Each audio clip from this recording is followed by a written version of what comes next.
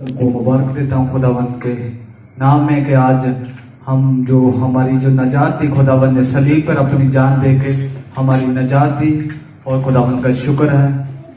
और हम देखेंगे 5वां कलमा। इसके बाद यीशु ने ये जानकर कि अब सब कुछ पूरा हो चुका, इसलिए कि पवित्र शास्त्र में जो कहा गया है पूरा हो कहा, मैं प्यासा हूँ।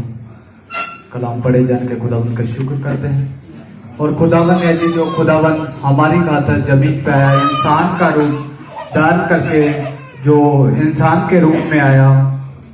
और क्योंकि लिखा है कि जरूरत थी कि कोई इंसान बनी इंसान आए और अपनी कुर्बानी दे और हमें जो है गुनाहों से बचाए, जो हमारा जो नाता था जो परमेश्वर से टूट गया था और उससे दोबारा हम परमेश्वर के साथ हमारा मिलाप हो। क्योंकि अभी हम देखते हैं खुदावंद में लिखा है, कलाम में लिखा कि मैं प्यासा हूँ।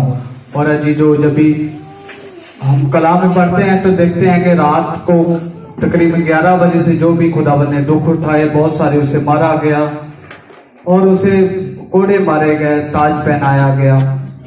और ये भी है कि इंसान होते हुए भी उसने कहा कि मैं प्यासा हूँ। अगर हम लिखा है कि बहुत सारी पेशेंट गोइयों भी खुदावंद यीशु मसीह के बारे में कही गई, जैसे यशायाह नबी ने पेशन गोई की 53 में हम देखते हैं। और जबूर में भी देखते हैं हम, जबूर 69 में खुदावंद के बारे में, प्रभु यीशु मसीह के बारे में जबूर 69 की 21 में लिखा है, लोगों ने मेरे खाने के लिए इंद्रियां दिया और मेरी प्यास बुझाने के लिए मुझे सिरका पिलाया।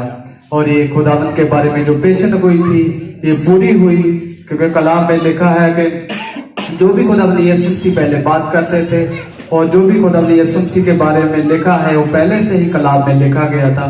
और ये कलाम खुदावंद का जो कलाम है आपको बरकत मिले और सबको मेरी तरफ से जय मसीह की।